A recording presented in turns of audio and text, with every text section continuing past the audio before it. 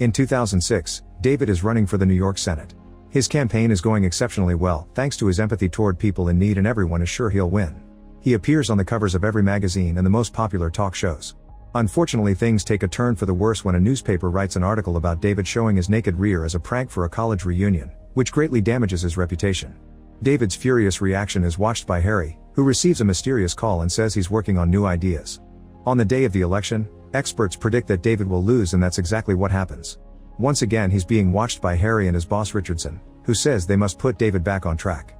Feeling nervous, David hides in the bathroom to try to clear his mind. While practicing his speech, he hears some noises coming from a stall. At that moment, Elise comes out, carrying her shoes and a bottle of alcohol, while explaining she's hiding from security because she crashed a wedding on a self-dare. They start chatting and quickly hit it off. Elise admits that she loved David's reunion prank, and David claims he's happy he lost because he'll have more time to himself, but Elise doesn't believe him because she can tell he loves being in a crowd. Suddenly they start kissing very passionately, as if this talk had been enough to fall for each other. The moment is interrupted by campaign manager Charlie, so Elise immediately leaves without giving David a chance to get her contact information because she must run away from the guards. Afterward, David goes out to give his speech, reading what he prepared in advance. However, he stops himself when he realizes he's just saying the usual socially acceptable words and decides his public deserves an authentic reaction. David now talks from his heart, and people quickly start loving him again. A month later, Harry meets with Richardson, who asks him to spill David's coffee on his shirt so he'll miss the bus. David isn't interested in politics anymore and now works as a senior partner in a firm founded by Charlie. Harry falls asleep while waiting at the park, and by the time he wakes up, David is already on the bus. As Harry runs after it, David finds Elise, and they can't believe they're seeing each other again. They catch up on each other's lives, and Elise says David should totally run for Senate again. Since he's running out of time, Harry makes a movement with his hand that even at this distance causes David to spill his coffee on Elise's lap. Suddenly Harry is run over by a cab, but he quickly recovers as if it was nothing. When he checks his notebook, he's shocked to notice that David went off the plan. On the bus, David finally asks Elise for her number before his phone starts ringing nonstop. Elise throws it in his coffee before realizing she must get off, so David promises to call her later. When David makes it to the office, he rushes through the corridors and says hi to all the employees without noticing they're frozen. He enters the conference room to find Charlie and a group of strange masked men are scanning him with a mysterious road. These men are led by Richardson, who immediately tells them to capture David. A chase ensues through the office, but no matter what corridor or stairs David chooses, more men and even Richardson himself keep appearing to block his way. He rushes to his office and locks the doors before calling 911, but he gets no response. Then the strange men somehow open the locked doors and tackle David, holding him down on the floor while Harry puts him to sleep with chloroform. Moments later, David wakes up in an empty warehouse and hears Richardson talking to his boss on the phone. Apparently he's being scolded for failing. When he hangs up, he announces that David needs to be reset, but one of the men points out that the chairman would never authorize that. David asks for an explanation, and Richardson says he's the guy that makes sure everything goes according to plan. A wary David tries to run away, but Richardson only needs to flick his hand to bend a small piece of the floor to make him fall. The men put David back on the chair while Richardson explains he can read David's mind, which he proves by guessing what color and number he's thinking. This group of people is the Adjustment Bureau, or TAB, and David wasn't supposed to see them when they were adjusting Charlie. He was supposed to spill his coffee in the park and go back to get clean clothes to then arrive late at the office, so TAB would have been gone by the time he arrived. Each person in the world has an assigned path, and TAB adjusts it by doing little things like coffee spills and cutting the internet. Humans aren't supposed to know about TAB, so Richardson makes David promise he won't say a word to anyone. If he breaks that rule, they'll reset his brain and personality. Richardson also tells David to never see Elise again since she isn't in his path. The men take the card with Elise's number from David's pocket and Richardson burns it. Afterward, David is thrown in Charlie's office. Everyone is moving normally again, and David can't see TAB anywhere. The rest of the day he can't stop thinking about what happened, and even Charlie notices how distracted he is during a meeting. After work, David goes to a bar and tries to remember Elise's phone number. Suddenly Harry sits next to him and wonders why David is so fixated on this woman he isn't supposed to talk to. It's dangerous to discuss TAB in a bar, so they agree to meet later on a boat for privacy. There Harry explains that water prevents him from reading David's actions. He also reveals that agents can't actually read people's minds, they just study their histories and patterns so they become easy to predict. Harry advises David not to search for Elise if he doesn't want TAB going after him. 3 years later, David is on the bus when he suddenly sees Elise walking on the street. He immediately gets off and runs to catch up to her. He admits that for the last 3 years he rode the same bus every day hoping to see her. They go for a walk while David explains he lost her number and couldn't find her online because he didn't know her surname.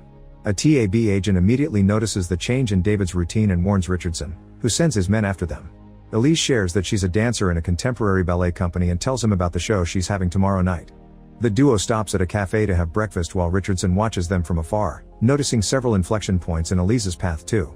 If they kiss, there'll be an irreparable deviation from the plan. TAB sends Charlie to interrupt the date by reminding David has a speech he can't skip. When they're about to kiss goodbye, Richardson sends Charlie a message pretending to be the TV crew and Charlie ruins the moment by rushing his friend.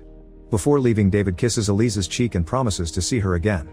That afternoon, David announces he'll run for Senate again while Elise receives a trick text from TAB telling her the rehearsal has changed locations. After finishing his speech, David sees Richardson watching him from afar and suspects something is wrong, so he tells Charlie to cancel all his interviews. Then he rushes to the ballet company's studio and finds it closed. David calls the company to try to ask about the rehearsal, but the call is quickly disconnected. He even borrows a random man's phone to try again to no avail. Noticing that David is still running around the city, Richardson and his assistant appear in front of him to try to convince him to forget about Elise. David asks why he feels like this if it wasn't on his plan, but Richardson doesn't know either. A frustrated David enters a cafe to ask if anyone knows where the ballet company is, and luckily a client gives him an address. Then David tries to take a taxi, but Richardson won't let any car stop for him. David manages to run after a particular cab, but when the car stops, another vehicle crashes against it.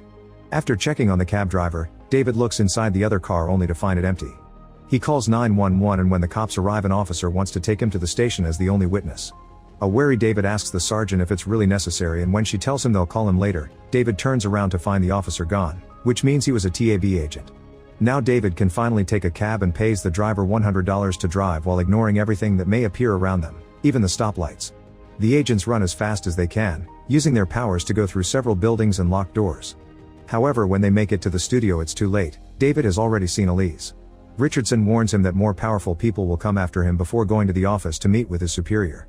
It turns out that Elise and David were meant to be together a couple of times in the past decades, but the plan changed in 2005. Now the remnants of the old plans keep pushing Elise and David together. Richardson looks for Harry to inform him that it wasn't his fault after all. That night, Elise and David have a lot of fun together, racing on the streets, dancing at the club, and sharing stories from their childhoods. The couple then shares a kiss and goes home to get dirty. After they fall asleep, they're watched by Agent Thompson. The next morning, Elise receives several calls from his ex, who she hadn't talked to in a long time. She reveals she was engaged to the guy but broke up with him because she kept thinking about David. In return, David confesses that being with her is the first time he felt like himself. Since David is worried that the agents may take her away, he invites Elise to the TV station so she can watch him do his interview. When the show's done, an agent pretending to be part of the crew tells her that David will be there for hours and will call her when he's done. After she leaves, the guy pretends to guide David to his next show, only to push him into a warehouse and lock him up. Moments later, Thompson shows up and David asks him what happened to free will. Thompson explains that TAB took humanity from cavemen to the height of the Roman Empire, but then they stepped back to see how humans would do on their own. This brought the Dark Ages for 5 centuries, so TAB came back and brought the Renaissance, Enlightenment, and Scientific Revolution. In 1910 they left again, but in just 50 years humanity brought 2 world wars, the Depression, Fascism, the Holocaust, and the Missile Crisis. TAB decided to never give humanity free will again. Meeting Elise years ago wasn't chance. She was supposed to inspire David not to give up and launch a political career that will take him to big places in the future. Thompson points out David won't become president if he stays with Elise. However, David still believes in the fate created by making his own choices and chooses her, so Thompson opens the gate and lets him go. David immediately rushes to the theater to watch Elise's show, and Thompson appears next to him again to explain that Elise can become the most famous dancer in the world, but if she stays with him she'll only teach dancing to kids. Thompson says the choice is David's, but on his way out he nods and makes Elise fall in the middle of her performance. Afterward, David takes a wounded Elise to the hospital. While the doctors run some tests, Thompson appears again and blames David for this accident, so David punches him. Thompson points out David always ruins his big opportunities with impulse, like the prank that ruined his last election. It seems Elise brings out this reckless side of his. Tonight it's just a leg sprain, but next time it may take away the only thing she ever cared about. After Thompson leaves, David checks on Elise and confirms it's just a sprain, so she should be better in around a month. David then hugs her before saying he needs to make a few phone calls, but he actually leaves the hospital and doesn't contact her again. 11 months later, David is leading the popularity polls. One morning, Charlie brings him the newspaper with important news. Elise is back with her ex and they'll get married in a week. David is upset and tries to ignore it, but a few days later he's approached by Harry, who says Thompson lied about Elise bringing out his reckless side. In fact, Elise would help David feel fulfilled in life, so he wouldn't feel the need to fill his emotional void with a loving crowd and dreams of the White House. The deaths of his brother and father had been sacrifices by TAB to push David into the successful man he's today. David wants to choose Elise again, but the wedding is tomorrow. If he wants to make it in time while avoiding Thompson, he'll need Harry to teach him how to teleport through doors like agents do. Harry advises him to always turn the doorknob clockwise and explains that doors are never locked when they're wearing their special hat. They take a random door and appear at a museum, followed by the pumping station. Harry asks David to wait before turning the doorknob counterclockwise, which lets him meet with other agents.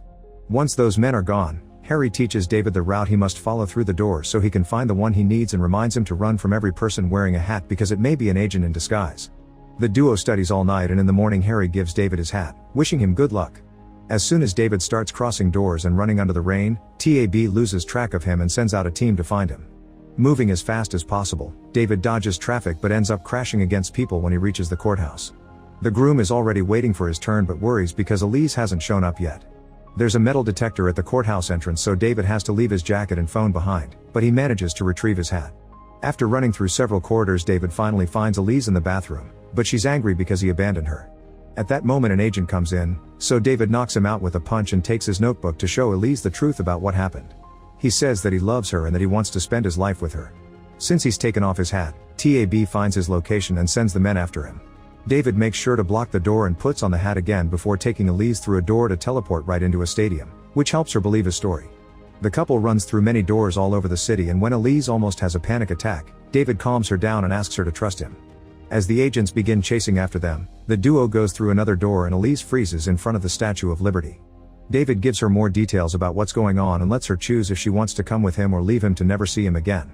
Elise chooses to go with him and they turn the door counterclockwise, which takes them to TAB headquarters. A few agents try to stop them, but David pushes them off before crossing another door and taking the stairs. With the agents still coming after them, they run through endless corridors, rooms, and more stairs until they make it to the roof. At that moment the agents surround them, so Elise and David say "I love you" to each other and share a passionate kiss, which causes all the men except for Thompson to disappear. When Thompson tells them that trying to write their own fate won't ever work, Harry shows up with a message for him. Thompson reads it and leaves. Then Harry explains that the message was from the TAB leader known as the chairman. Apparently he was inspired by the couple's willingness to risk everything, so he rewrote their plan. They're allowed to stay together and the rest of the notebook is empty for them to do whatever they want. The couple now can leave without danger, ready to start their new life together. Harry wonders if free will is a gift that the chairman gives to those willing to fight for it. Make sure to subscribe and turn on notifications so you can watch more videos like this. Thanks for watching.